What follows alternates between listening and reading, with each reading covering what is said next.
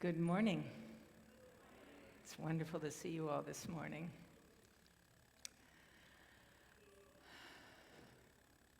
May the clarity of the blue sky and the warmth of the yellow sun and the release of wind and the harmony of changing seasons be with us today and in the grace of this hour.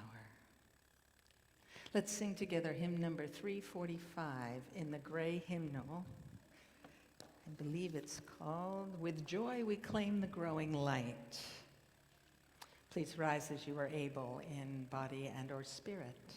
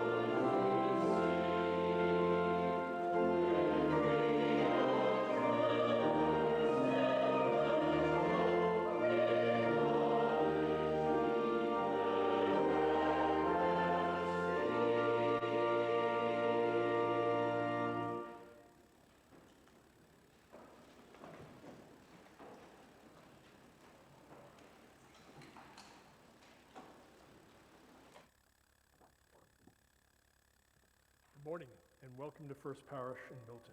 My name is Chris Clifford and I am a member of the worship committee.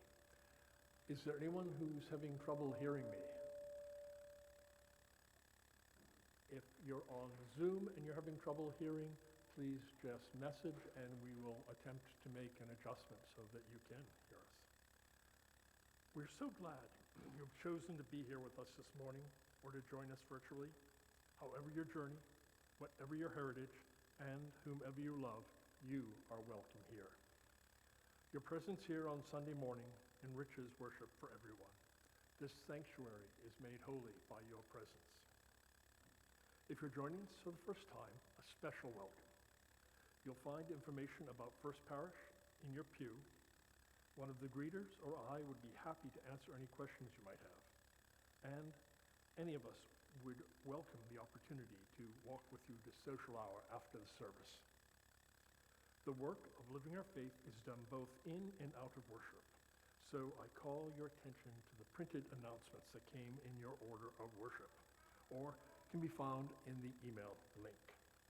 In particular, I'd like to remind everyone that we have a community concert coming up. It's the first concert of the season, and it's this Saturday night, September 23rd at 7 p.m. It's called A Bit of Broadway Magic, and will feature Broadway star Ron Rains, who has been nominated for a Tony Award, 3 Emmy Awards, and a Grammy. Also performing will be Sandra Piquet-Eddy, Marie Bondi, Jeremiah Smith, and Timothy Steele. Please plan to arrive early to make sure you get a seat, and you can find more information on miltoncommunityconcerts.com. Also, the youth group will start up again on October 1st. And next Sunday is the Welcome Back to Church brunch. So you probably don't want to miss that. That's always wonderful. And the membership and hospitality committee will be putting that on. And finally, we have a church directory, and it's called Breeze. If you would like to know how to use it, Lisa White will be in the parish hall after the service to help you walk through the process. Now, let's take a minute to greet one another. And if you're on Zoom, turn on your camera so you can see your fellow Zoomers.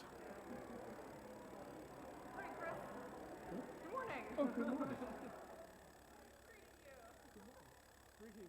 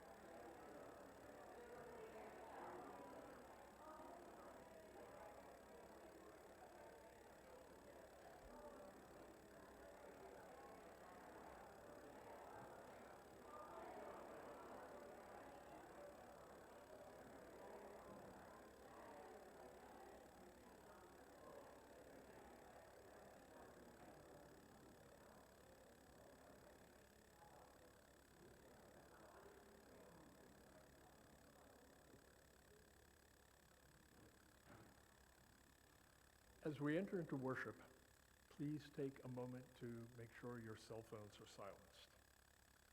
Now is the moment when we can focus on being here, when we can choose to connect with ourselves and the divine, when we can choose to just be present. This morning, my friend Grace rang the bell, and she is going to be kind enough to come and light the chalice for us this morning.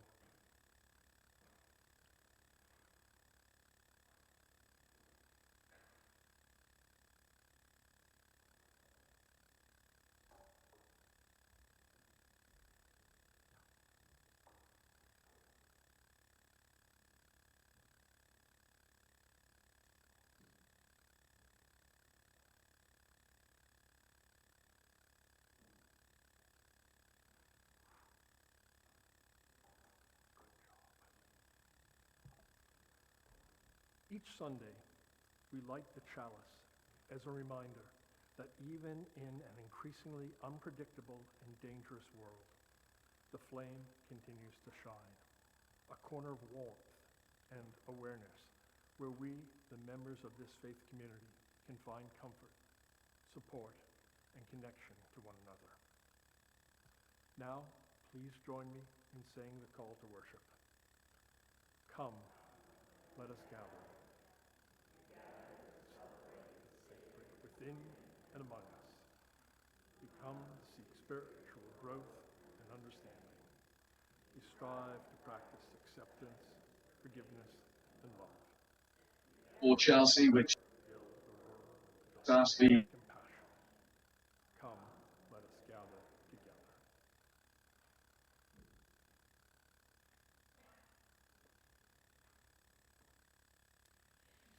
It's said that everything we do, all the choices we make in community, is our curriculum.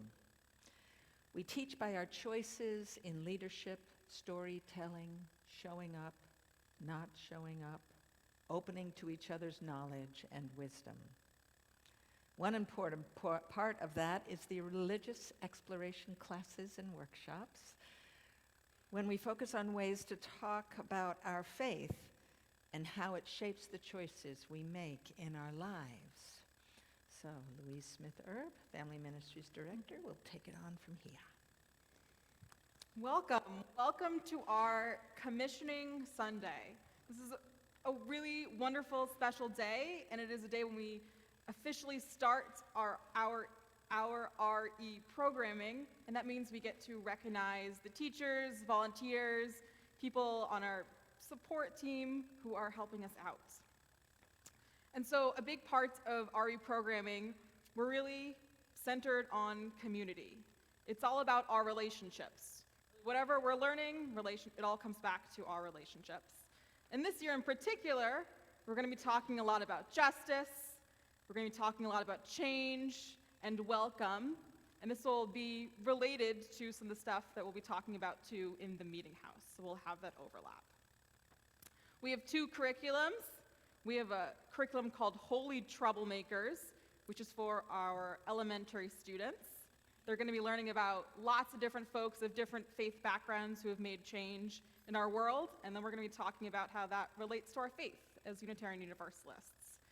We also have our Spirit Play curriculum, where our preschoolers get to learn through lots and lots of play. They tell stories, have a really wonderful time. And so, with so much enthusiasm and gratitude, I'm going to be inviting up people who will be contributing this year. So I have a very long list of people. It is wonderfully long. And so I'm going to read the list and maybe talk super briefly about what people will be doing. And if you hear your name at the end, I will welcome folks up at the end. So we are so blessed with our fearless RE committee. These are some folks who are helping us vision the next stages of RE. We talk about curriculum, we talk about fun events, and we make it happen together. And so I'd love to name those people. So we have Bridget and Trista and Paul, Becky and Jenny. We are so grateful for that committee. We also have so many dedicated teachers. They are teaching our curriculum and supporting our children.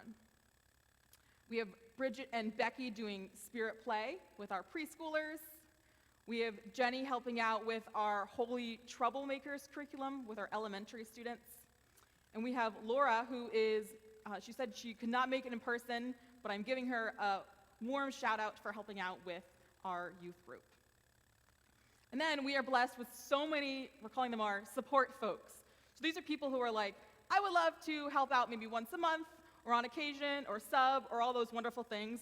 And a couple of those people, even like before worship, came up to me and said they might be interested, so I'll be adding their names to the list.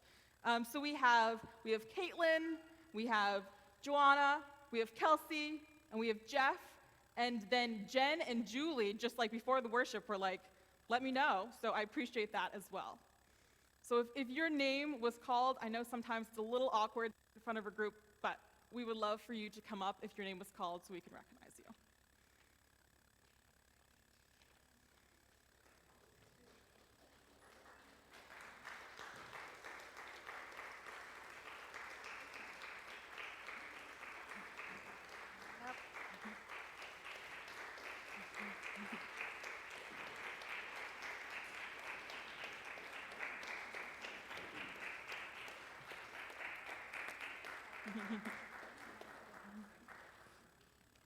I agree, Charlie. Very strong applause over there. Very strong. So will you join me in reading our shared intention and trust that is listed in the order of worship? We are grateful for your service and willingness to share your wisdom in helping shape the faith understanding of our children, families, and fellow volunteers. As we each teach one another, we will be mindful of our shared learning and offer support when needed. May you be nourished in this work and keep mindful of your own spiritual growth. Thank you.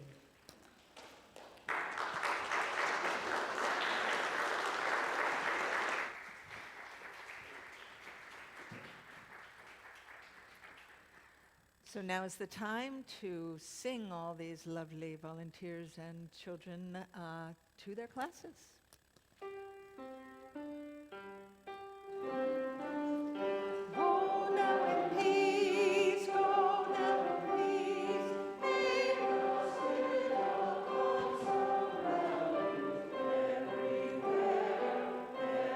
Everywhere,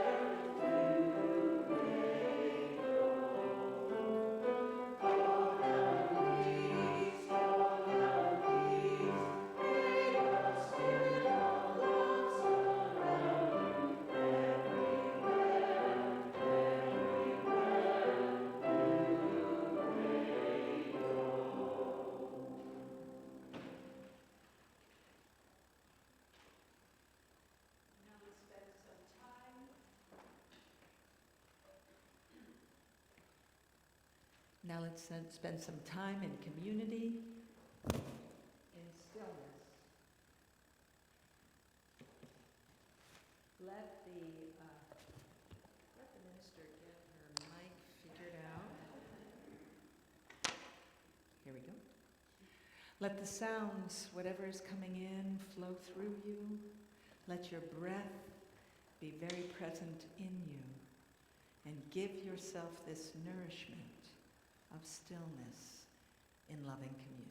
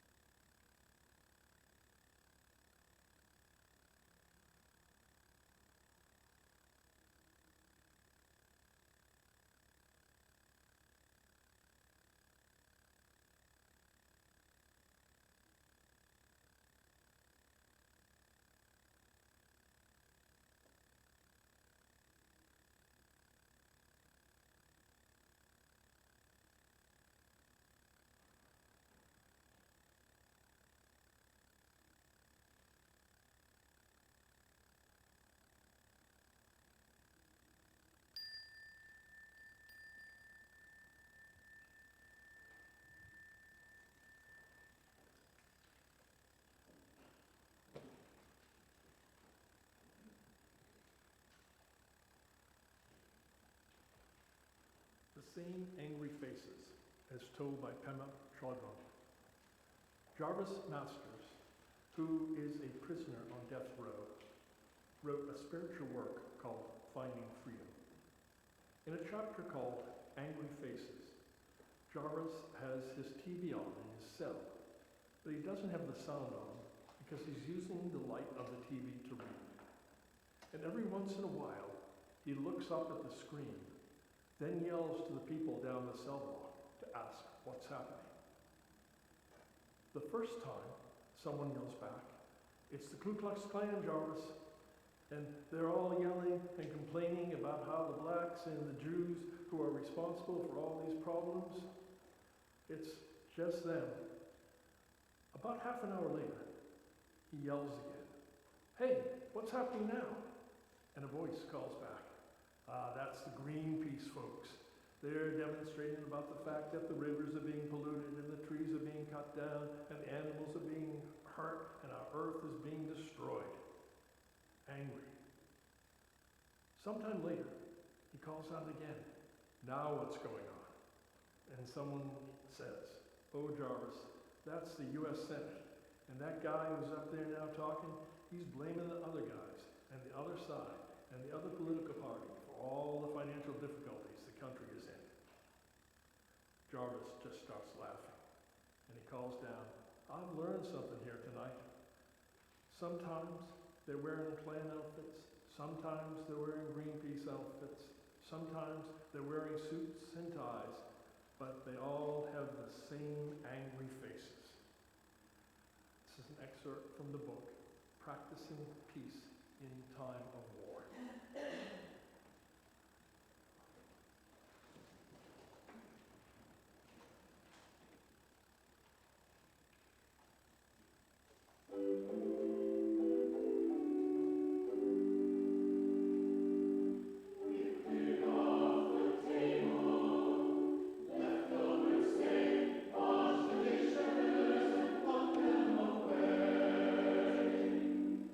I told you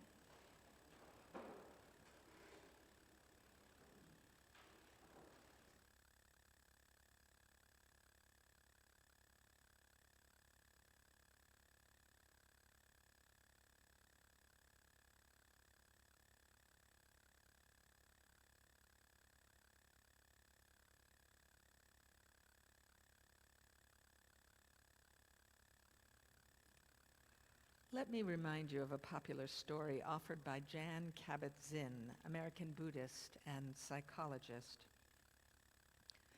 Once upon a time, he offers, a long, long time ago, there was a princess who, while walking one day, stubbed her toe on a root sticking out in the path.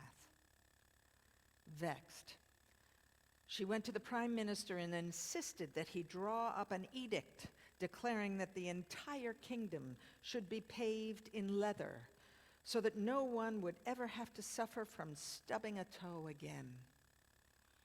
Now, the prime minister knew that the king always wanted to please his daughter, so thinking quickly, the prime minister responded, "I have it. Instead of covering the whole kingdom in leather, Your Highness, why don't we craft pieces of leather shaped to your feet and attach them in some suitable way? Then wherever you go, your feet will have protection at the point of contact with the ground, and we will not have to incur such a large expense and forgo the sweetness of the earth." The princess was well pleased with this suggestion, and so shoes came into the world and much folly was averted. This story illustrates many ways our mind works in the challenge of other.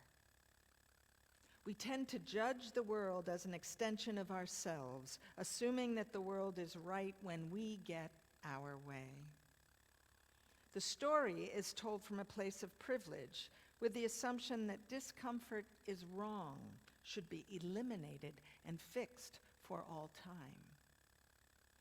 And it is adversity, something that causes pain or vexation, fear or anger, that has us attempting to control the world, to alter or undo, or even deny reality. Because in reality, sometimes we'll stub toes. There will be places we might not be able to venture on our own. What we want is not the only thing that drives what happens in the world. If we let our fear or discomfort rule our lives, we spend enormous energy trying to avoid adversity. One classic way to do this is to avoid any new information or experience. We attempt to create a world where everything is familiar and predictable so that we can handle things. We then assume anything else is wrong, should be feared or denied or demonized. Fortunately for the princess and the kingdom and the prime minister, he had a larger view of things, knowing his survival depended on facing the problem head on and working it through to a way of being that would not overwhelm one's resources, yet provide the spaciousness of encounter to ensure a continued life, a continued journey for all. I attended a community meeting in Quincy last Tuesday after a call for solidarity from a colleague. We showed up in support of a family welcome center, a temporary shelter and resource center in Quincy for people experiencing homelessness and newly arrived families. The vast majority presently of newly arrived families are Haitian and South American refugees, already legally cleared by immigration with refugee status. Massachusetts is the only state in the country required by law to shelter unhoused families. More than 80 cities and towns have state-funded emergency assistance shelters, and this is now becoming a strain on our Commonwealth, though a treasured mandate since a law was enacted in 1983 to live out Commonwealth culture. Last January, Massachusetts housed 3,800 families in shelters. As of September 12, 6,400 families are now in state-funded emergency shelters throughout the state. Tuesday's call to colleagues came from after a hateful protest led by the Nationalist Social Club last Saturday, where they threatened and intimidated neighbors, refugees, and service workers. According to the Anti-Defamation League, the Nationalist Social Club is a neo-Nazi group with small, autonomous regional chapters around the country, and there is one in Massachusetts. Members consider themselves soldiers fighting a war against a hostile Jewish-controlled system that is deliberately plotting the extinction of the white race. In their own words, our enemies work tirelessly to prevent white men from attaining the greatest sense of purpose and belonging a man could ever achieve. But we can promise you an eternity of brotherhood, fulfillment, and legacy that comes from engaging in this war for survival. End quote. Toxic way of being. The large auditorium at the Central Middle School in Quincy was filled to the brim, standing room only spilling out into the hallways. We were called to arrive 1 hour early to take up seats as ballast to help stabilize the Democratic Information Center and counterbalance disrespectful vitriol, which could overpower the proceedings. There were several people who came in also holding flyers with a simple red heart, signifying affirmation for the spirit and agency and love of welcome. After a short presentation of the logistics of the Family Welcome Center, Quincy residents were invited to share their responses to this new initiative. As you might imagine, the sharing was often emotionally charged, both in affirming welcome and in casting fear of the other. Quincy Mayor Koch facilitated the community comments, keeping things relatively civil. There were moments of shouting and name-calling towards the speakers, the civic leaders, and at times towards each other. And it wasn't any one group either. Charged emotions catch fire and can build to combat levels where a sense of enemies abound. There were folk waving the flyers of those lovely hearts, shouting, "Sit down, shut up." I wasn't immune. I didn't shout, but I occasionally clapped heartily when I thought the right view was spoken. There's nothing wrong with affirmation, but when it becomes embattled or shame-based, it loses civic power. It becomes part of the noise of divisiveness, leading to demonizing the other. It becomes a combat for survival against enemies. Self-righteousness is not justice. Self-claiming is, but not self-righteousness, and that's, of course, a whole other sermon. However, basically, if we're insisting on things being our way or shaming others for being their way, we're in the swirl, as Jarvis of this morning's reading named it, of having the same angry faces. I learned this years ago in LGBTQ+ advocacy. I was attending a counter-protest at the Towson High School in Maryland to help neutralize the Westboro Baptist Church, another hate-based group that shows up at military funerals or high schools. Their sole sense of purpose is to declare that God hates gays. Fred Phelps, the now deceased patriarch of the group, regularly thanked God for the death of soldiers at funerals in the belief that America is sinful for welcoming LGBTQAI people. This group generates and thrives on hate. At first, the counter-protesters that I was with, that I joined in Towson, were proclaiming and promoting peace within diversity, waving with cheers at the cars who honked in agreement. But soon the energy of hate and combat overtook our counter-demonstration. People started hurling insults at the Westboro group. The cult remained silent, holding the signs of hate. Fred Phelps simply stared at us with an ear-to-ear grin as the hate amplified.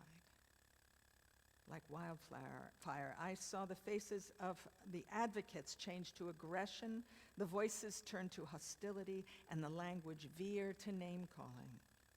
Soon there was no difference between the two sides, as each wished the other obliteration.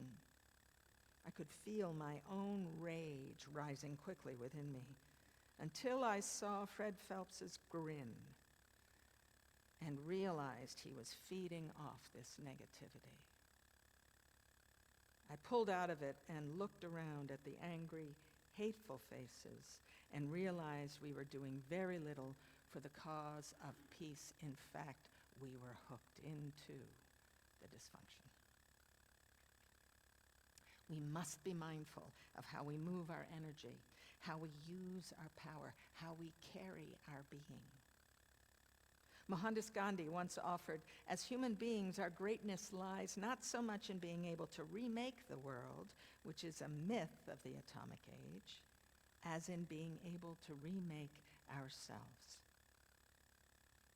The most prominent fear-based reactions in the challenge of other are a sense of threatened survival and a sense of scarcity.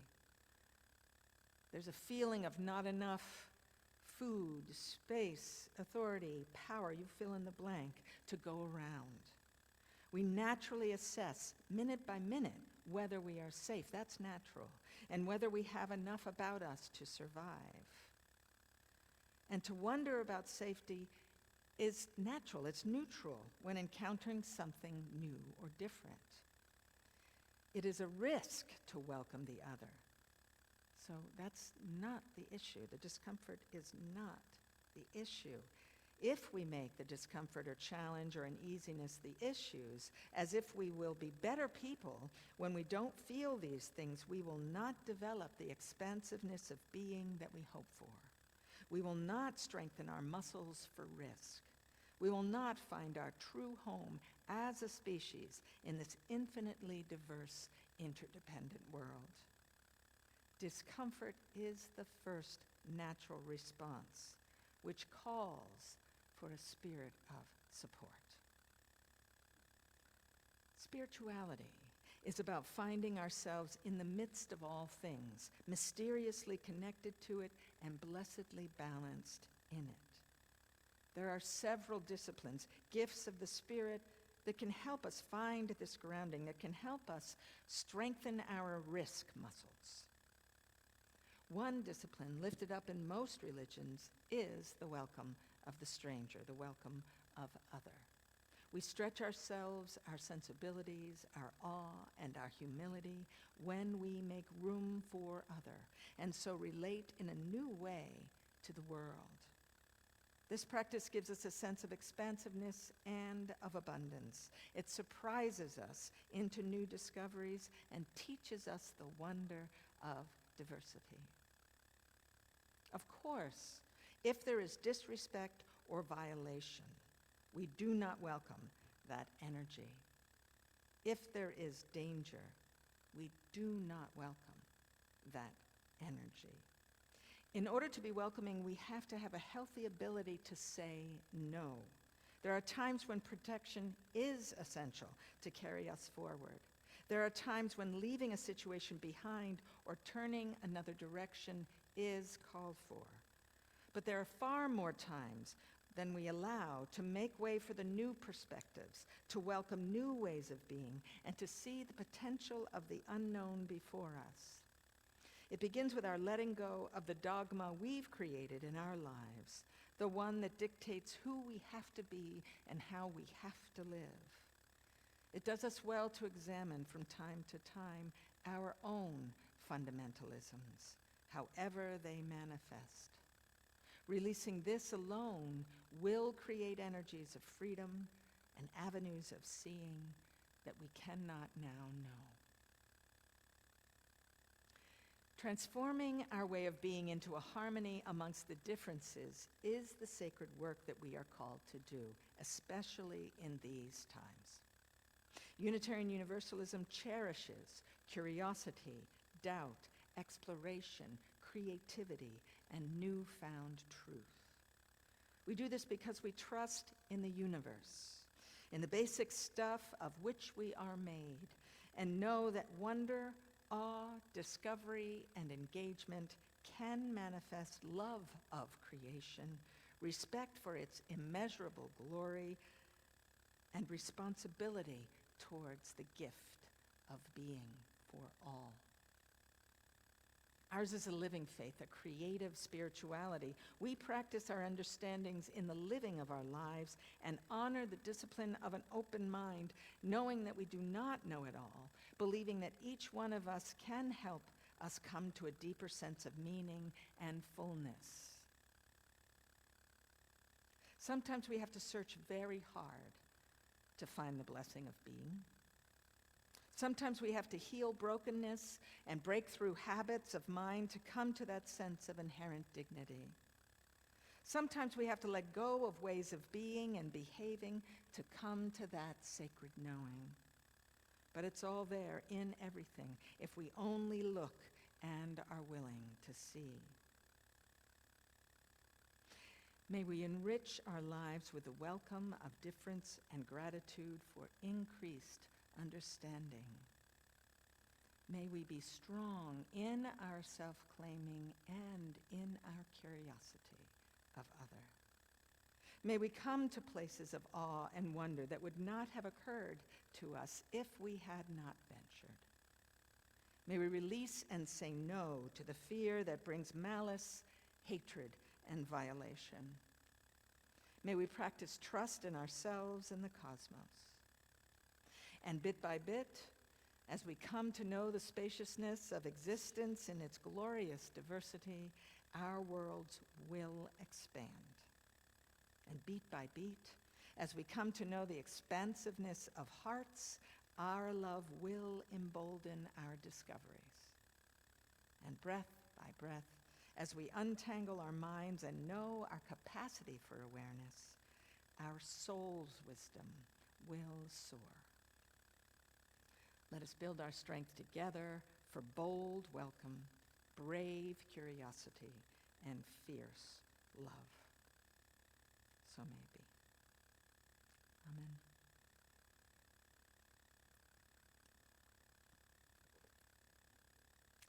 Let's sing hymn number 1040 in the Teal hymnal. Hush, just verses 1 through 3, please.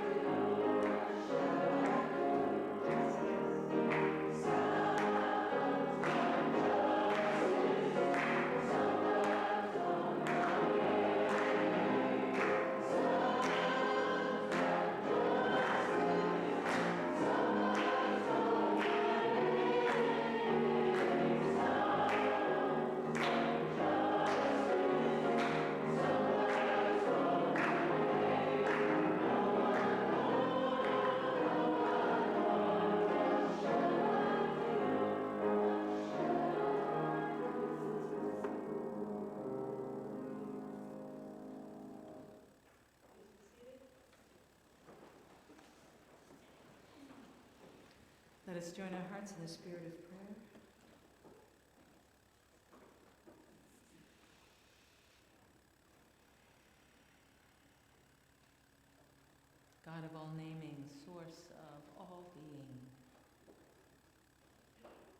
dwelt in rivers and wind, in breath and blood, in community and solitude. Be with us in this confusing time. May we tap into the awareness of dignity and harmony we were born with. May we find our way through.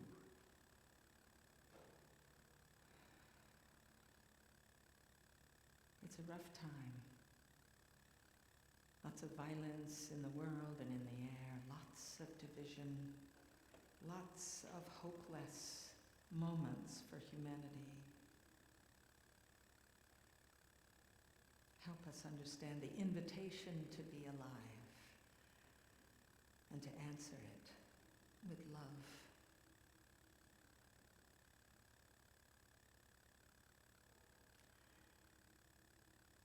And may we send out hope, compassion, peace and ease to all those who are suffering great adversity. The Libya flood, Moroccan earthquake, the Maui fires, the war in Ukraine, the divisiveness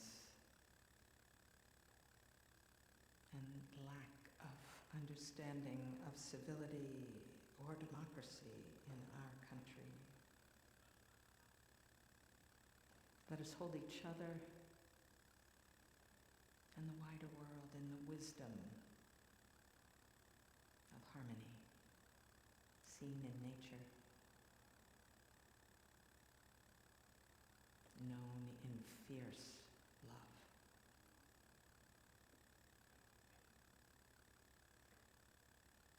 And for all local prayers lifted up but unspoken, and we surround them also in love.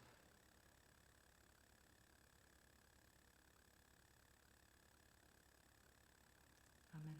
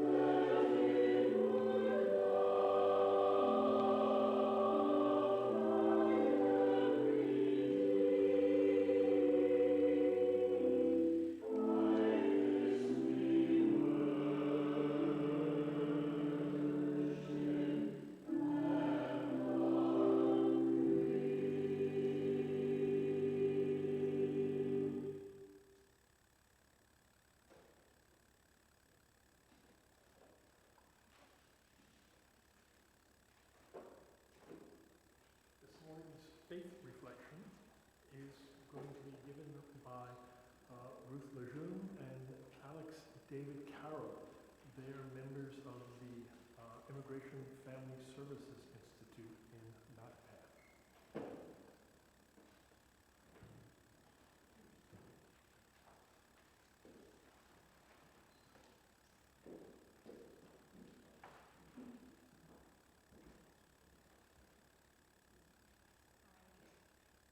Hello.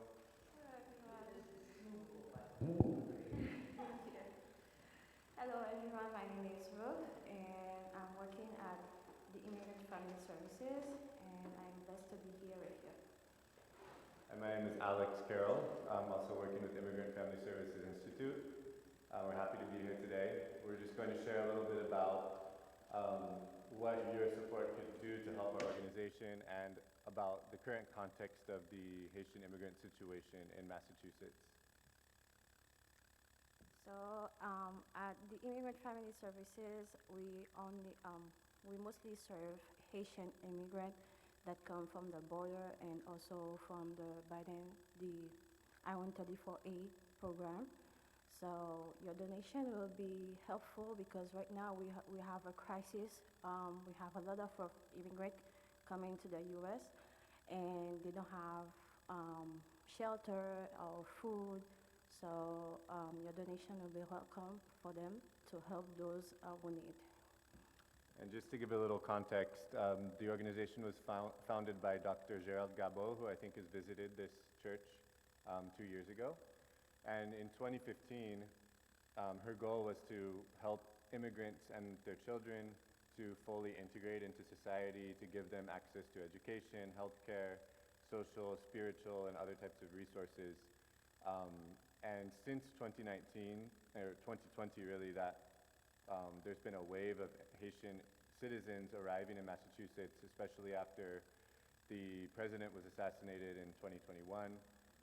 Haitians who were living in Chile and Brazil traveled via the Darien Gap through Colombia and Panama to the border, requested asylum, and were granted the possibility to apply for asylum.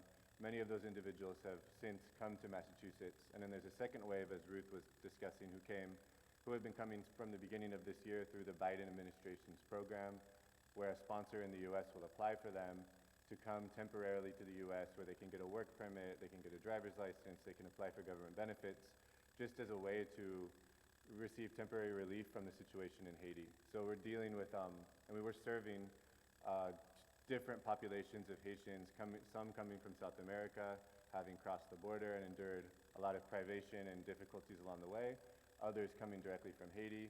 But the common thread here is that a lot of these individuals and families don't have the social capital upon arriving here to find housing, to understand how to navigate the various government and other systems here to receive the services and help they need. So we're here, we're trying to provide a holistic one-stop center where immigrants can come, and we assess their needs and evaluate their needs and wants, and we try to liaise with other community organizations to meet those diverse needs. So Thank you for inviting us, and we are blessed to be here. Thank you very much. thank you.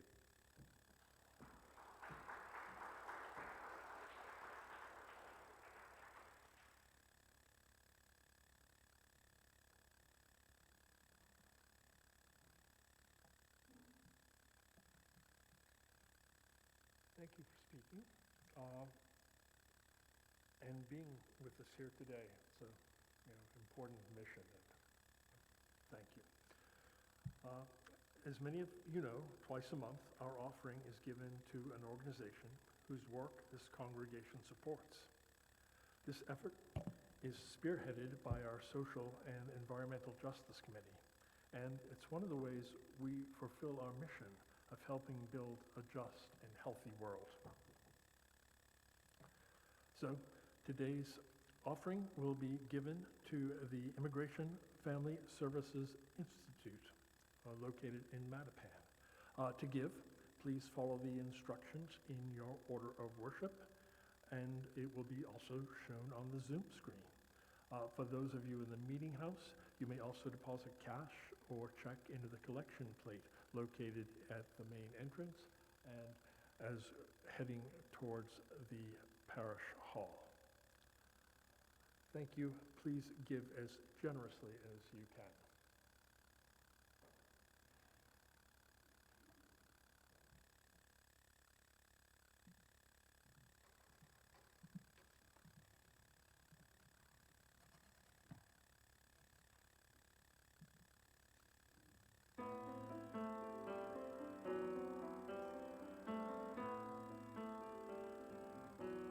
Hitch up my buggy, saddle up my old black mare.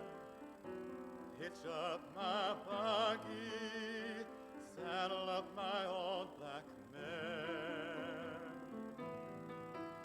Gonna find me an angel in this world somewhere.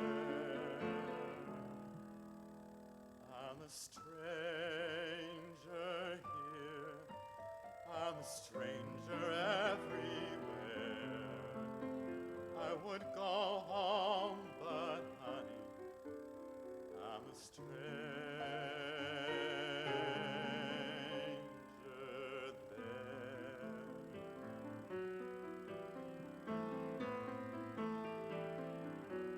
I'm wearing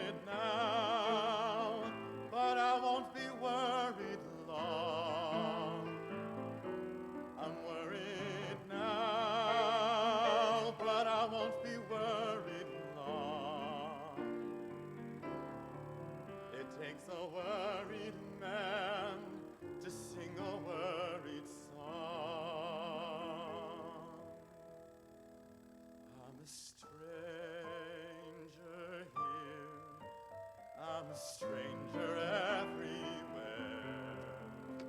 I would go home, but honey, I'm a stranger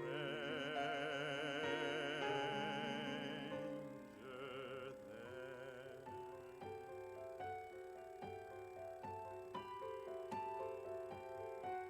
Look down that road, far as I could see. Look down that road, far as I could see. And an itty-bitty hand kept waving back at me.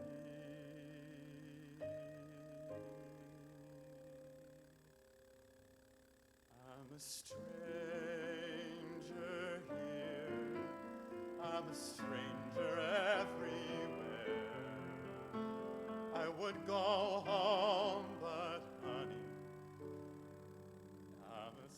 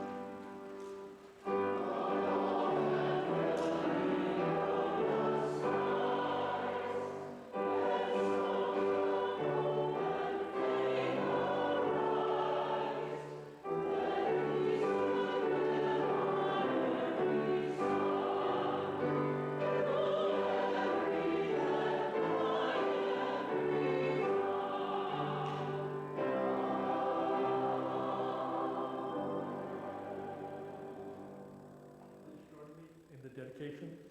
May these gifts be transformed into strength, faith, community, into comfort, food, and shelter for those in need, and may we be transformed by generosity.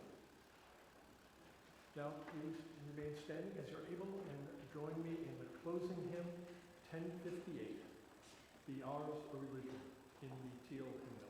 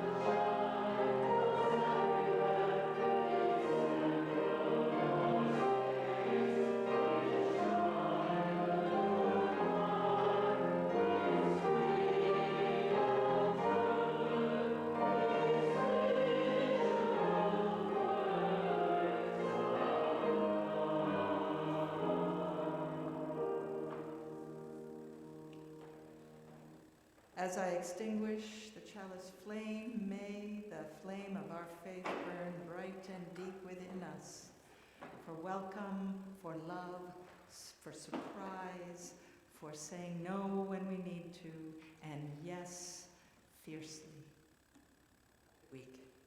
Amen.